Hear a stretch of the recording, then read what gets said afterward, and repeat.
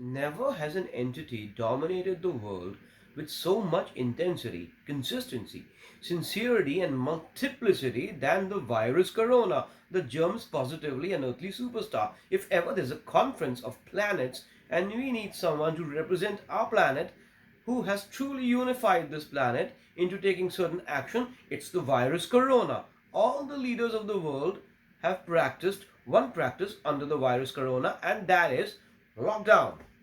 Now we're going to have a look at some of the really interesting lockdown tweets of this century.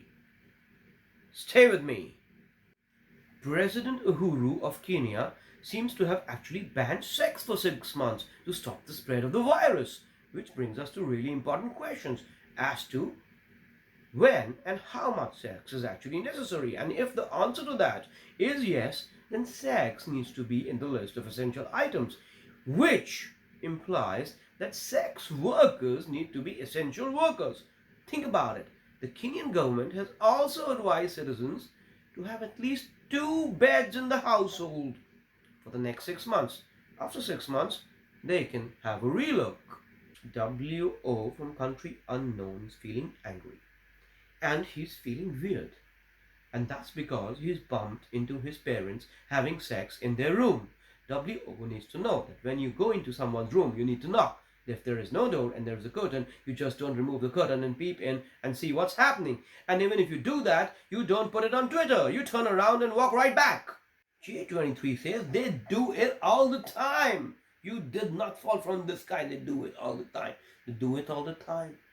Now, if this is Kenya, I can totally understand the predicament of President Uhuru. But 2 separate beds in the same household doesn't fly, because you can always get on one bed. Okay? I don't have anything against Kenya. In fact, I'm falling in love with Kenya. I want them to give me a free visa. Please give me a free visa. Please do. Because this man in the yellow jacket is not a Formula 1 driver. He is Governor Sonko. And he's heard the WHO. And he understands that alcohol plays a very important part in controlling the spread of the virus. Every sanitizer has it. And he's giving 150 ml bottles of Hennessy whiskey to everybody in Kenya, whoever needs the pack, along with the masks. Whiskey and masks, whiskey and masks, masks and whiskey. That's the way to go. Way to do it, baby. Watch it. Wash it down, wash it down, wash down the virus. Talk about tweets and not talk about the big TT. Can we do that? Antibiotics used to solve all the problems of this world. But this germ's too brilliant. This germ's too small. I can't get my big hands on the neck of this small germ.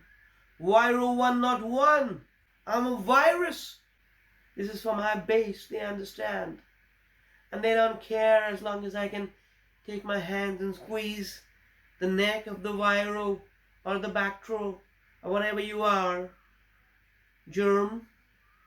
I'm an Indian. And any conversation about any world event, especially if it's on the bad side, cannot be complete without talking about or commenting about our long lost bro Pakistan.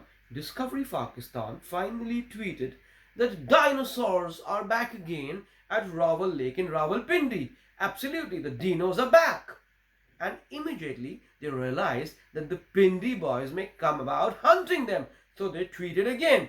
Guys, this is just to grab your attention. Don't go around hunting the endangered animals. Now that is optimism. For one, I don't know whether the dinosaurs versus the Pindi boys game, who will be the endangered species. And if it is the Pindi boys, I'd like to have a look at them. So put them up on Twitter. You spoke about Pakistan, Kenya, US, and you left out India. No, I will not leave out India. This is our Minister of Roads, Transports and Highways. He's a very focused man. Of all the years that he's been there, it's the lockdown period in which the progress has to be made in infrastructure projects. That's the period to accelerate the projects. That's the one.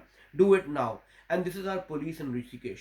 They caught a few foreigners and they made them ride 500 times. I have broken lockdown rules. I am sorry. Luckily, they weren't Indians, otherwise, possibly they would have a, you know, up there. Sky News in the UK tweeted that Boris Johnson is finally accessible and mentally able to take decisions from the hospital.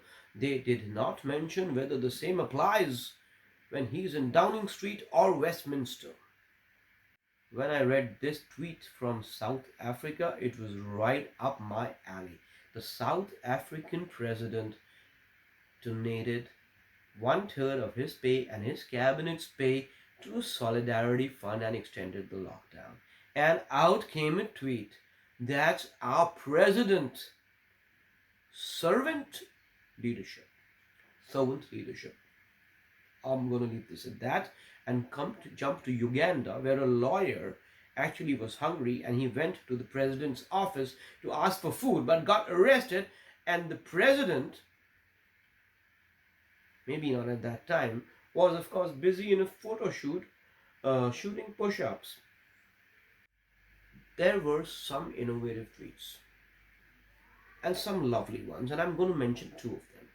The first one is from Vietnam. There's no point giving money when you can't buy food. So the Vietnamese developed an ATM which actually disburses rice, 2 kilos of rice. Press a button and you get 2 kilos of rice. And I'm going to end this with a heartwarming tweet from Sky News. Jacinda Ardern, the Prime Minister of New Zealand, declared the Tooth Fairy and the Easter Bunny as essential workers. Thank you for watching the AK75 Show, and please do subscribe to my channel and like the videos. Until next time.